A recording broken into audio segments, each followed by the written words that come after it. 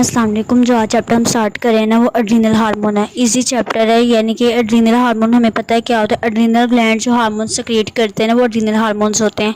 उसमें adrenal glands की बात की जाए ना तो उसका जो कॉर्टेक्स पार्ट है ना वो दो टाइप्स के हार्मोन रिलीज़ करता है। एक कॉर्टिकोस्टेरॉइड्स होता है और दूसरा मिनरलोकॉर्टिकॉइड्स, और तीसरा हमारे पास आता है एड्रीनल एंड्रोजन। ठीक है, अब जो कॉर्टेक्स है ना उसके बेसिकली 3 जोन होते हैं। जो पहला जोन है ना वो जोना ग्लोमेरुलस है। जो जोना ग्लोमेरुलस है ना वो मिनरलोकॉर्टिकोस्टेरॉइड्स को रिलीज़ करवाएगा। दूसरा हमारे पास आ जाता है जोना फेसिकुलेटा। फेसिकुलेटा जो होता है हमारे पास ग्लूकोकोर्टिकॉइड्स को रिलीज़ करवाएगा। और तीसरा हमारे पास आता है जोना रेटिकुलेटिस।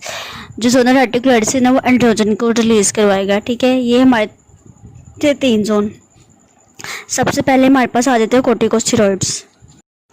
अब जो कॉर्टिकोस्टेरॉइड्स होते हैं ना बेसिकली वो उसमें क्या क्या आता है, ग्लूकोकोर्टिकोस्टेरॉइड्स आते हैं और मिनरलोकॉर्टिकोस्टेरॉइड्स आते हैं। जो ग्लूकोकोर्टिकोस्टेरॉइड्स होते हैं ना वो मेटाबॉलिक जो हमारे रिएक्शंस होते हैं ना उनको मेंटेन करते हैं, और जो इलेक्ट्रोलाइट्स की रेगुलेशन वगैरह होती है वो मिनरलोकॉर्टिकोस्टेरॉइड करते हैं। अब इनका कैसे मैकेनिज्म ऑफ एक्शन है, सिंपल से क्या होता है, कॉर्टिकोस्टेरॉइड्स होते हैं ना वो रिसेप्टर्स के साथ बाइंड करते हैं। ठीक है, इनके जो रिसेप्टर्स होते हैं वो पूरी बॉडी में प्रेजेंट होते हैं, और जबकि मिनरलोकॉर्टिकोस्टेरॉइड्स होते हैं ना इनके रिसेप्टर सिर्फ एक्सक्रीटरी ऑर्गन्स पे यानी स्वेटिंग वगैरह पे, sweat glands, livery glands, kidney या क्लोन के ऊपर प्रेजेंट होते हैं सिर्फ। ठीक है, अब दोनों टाइप्स के जो रिसेप्टर्स होते हैं ना वो हमारे ब्रेन में प्रेजेंट होते हैं। जैसे ही हमारे पास कॉर्टिकोस्टेरॉइड्स होता है जाकर अटैच होता है ना रिसेप्टर्स के साथ, तो क्या बनता है, हमारे पास कम्प्लेक्स बनता है, रिसेप्टर हार्मोनल कम्प्लेक्स। ठीक है, और वो हमारे पास क्या करवाता है, न्यूक्लियस की ट्रांसलोकेशन करवाता है। और जो जीन प्रमोटर एलिमेंट है ना, ठीक है, basically mechanism of action simple से ये, जो कॉर्टिकोस्टेरॉइड्स होते हैं ना वो रिसेप्टर्स पे जाके एक्ट करते हैं। ठीक है, वो रिसेप्टर्स कहाँ प्रेजेंट होते हैं, साइटोप्लाज्म में प्रेजेंट होते हैं, और रिसेप्टर्स पे जाके क्या करवाते हैं, हमारे पास स्पेसिफिक कम्प्लेक्स बना देते हैं। ठीक है, अब जब रिसेप्टर हार्मोन कम्प्लेक्स बनता है ना तो प्रोटीन जो होती हैं ना वो एक्टिवेट होती हैं और न्यूक्लियस के अंदर एंटर होती हैं। अब न्यूक्लियस के अंदर क्या होता है, जीन एलिमेंट्स होते हैं जिनकी ट्रांसलोकेशन होती है। अब इस पूरे स्टेप को करने के लिए ना टाइम रिक्वायर होता है, इसलिए कॉर्टिकोस्टेरॉइड्स होते हैं ना वो स्लोली एक्ट करते हैं। इसके बाद आगे बात की जाए ना ग्लूकोकोर्टिकोस्टेरॉइड्स का, सिंपल से क्या होता है, ग्लूकोज का लेवल हमारी बॉडी में ना उसको मेंटेन करवाते हैं। लेकिन दिन के टाइम जो होता है ना इसकी हमारे पास क्या होता है, इसकी दिन के टाइम क्या होता है ये पीक लेवल के ऊपर रिलीज़ करवाता है। लेकिन मतलब जैसे जैसे दिन गुजरता जाता है ना इसके लेवल में भी डेफिशिएंसी आती जाती है। ठीक है, और स्मॉल पीक इसकी कब होती है, आफ्टरनून में इसकी स्मॉल पीक हमें वो होती है। इसके अलावा स्ट्रेस वगैरह की कंडीशन में हमारी सेक्रेशंस वगैरह इन्फ्लुएंस होती हैं। अब इनके जो एक्शन की बात की जाए ना, सिंपल सा क्या करवाता है हमारी बॉडी में, चूँकि ग्लूकोज का मेटाबॉलिज्म को एक्टिवेट करता है ना, ग्लूकोज की प्रोडक्शन ज़्यादा करवाता है। इस तरह से हमारे पास क्या करवाता है, हमारी बॉडी में मेटाबॉलिज्म को प्रमोट करवाता है, लिपोलाइसिस को भी स्टिमुलेट वगैरह करवाएगा। इसके अलावा हमारे पास बात की जाए ना स्ट्रेस के अंदर रेजिस्टेंस को ज़्यादा करवाएगा, क्योंकि ये ग्लूकोज को ज़्यादा कर रहा है हमारी बॉडी के अंदर। जब ग्लूकोज ज़्यादा होगी हमारी बॉडी में तो हमारी बॉडी में एनर्जी आएगी ताकि हम स्ट्रेस को ओवरकम कर सकें। तीसरी आ जाती है जो ब्लड के सेल्स लेवल होते हैं ना उनको भी ये चेंज करवाता है। ग्लूकोकोर्टिकोस्टेरॉइड्स ना जो सिनोफिल, बेसोफिल, मोनोसाइट, लिम्फोसाइट्स के लेवल होते हैं ना उनको कम करवाता है। कैसे कम करवाता है, इन सेल्स को लिम्फोइड टिश्यू मतलब सर्कुलेशन से लिम्फोइड टिश्यू में भेज देता है। इसके अलावा जो ब्लड के अंदर हीमोग्लोबिन के लेवल होता है, लिथियोसाइट्स या वाइट ब्लड सेल्स वगैरह के लेवल ही ज़्यादा करवाता है।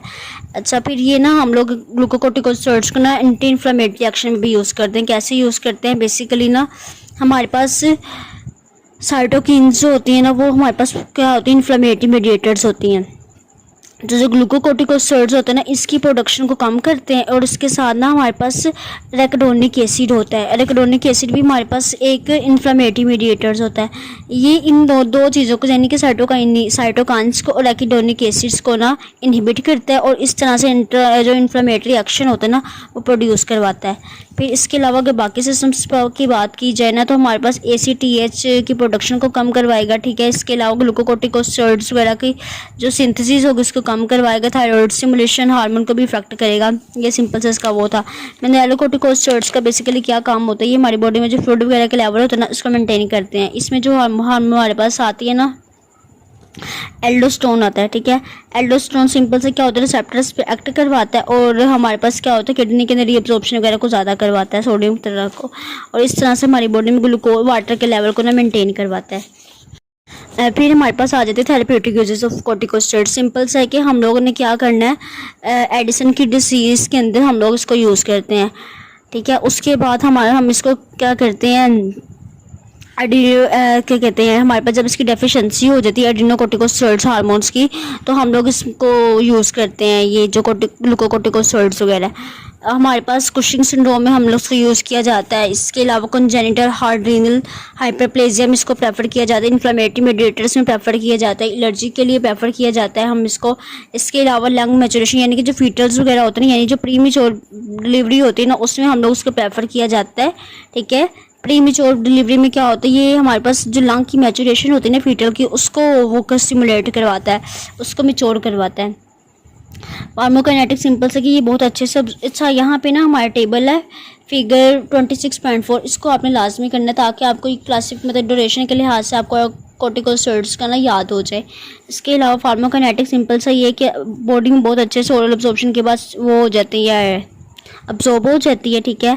हम लोग उसको आईवी भी दे सकते हैं, इंट्रामस्कुलर भी देते हैं, इंट्रा आर्टिकुलर भी दे सकते हैं, तो टॉपिकल भी दे सकते हैं, इन्हीलेशन रूट भी हम प्रेफर कर सकते हैं। ठीक है। इसके अलावा डिफरेंट रूट हम इसके लिए प्रेफर कर सकते हैं।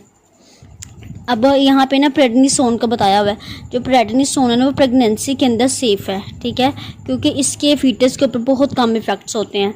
अब जो प्रेडनिसोन है ना ये किस अपनी एक्टिव फॉर्म में कन्वर्ट होता है। वो इसकी एक्टिव फॉर्म कौन सी होती है, प्रेडनिसोलोन, जो कि हम फीटल लीवर करवाता है। ठीक है। इसके अलावा ना हमारे पास फीटल की जो लीवर मैचुरेशन होता है ना इसको भी प्रमोट करवाते हैं।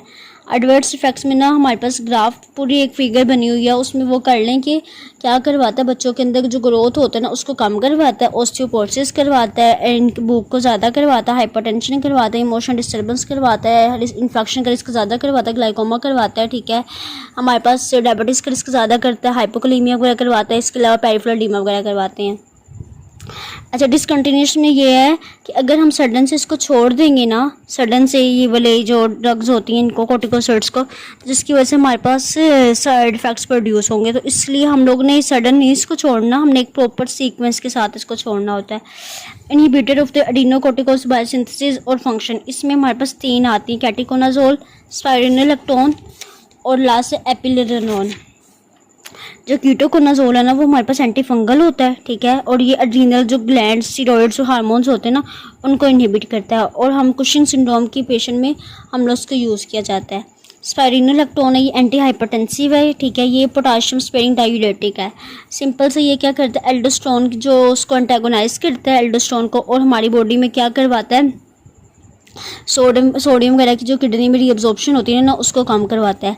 अब हम लोग इसको हाइपर एल्डोस्टेरोनिज्म में हम लोग इसको यूज़ कर सकते हैं, हिपैटिक सिरोसिस में हम इसको यूज़ करते हैं, कुछ अदर हम लोग हार्ट फेलियर के ट्रीटमेंट वगैरह में हम लोग इसको यूज़ कर सकते हैं। अब इसके अलावा इसके एडवर्स इफेक्ट्स में क्या करवाता है, हाइपरकलीमिया करवाता है, गायनोमेस्टीशिया करवाता है, मेंस्ट्रुअल इरेगुलरिटीज करवाता है, इसके अलावा स्किन रैशेस आपको करवाता है। एपिलेरेनोन जो होता है वो सिंपल से क्या होता है, मिनरलोकोर्टिकोइड रिसेप्टर्स के साथ बाइंड करवाता है। जो एल्डोस्टेरोन हमारे पास होते हैं ना एंजाइम हार्मोन, उसको ये क्या करवाता है, एंटागोनाइज करवाता है। अब इसके भी एडवर्स इफेक्ट्स में गायनोमेस्टीशिया होता है, स्पाइरिनोलेक्टोन होते हैं, इसके अलावा हाइपरटेंशन करवाता है, हार्ट फेलियर वगैरह ये करवाता है। ठीक है। ये बस सिंपल से था।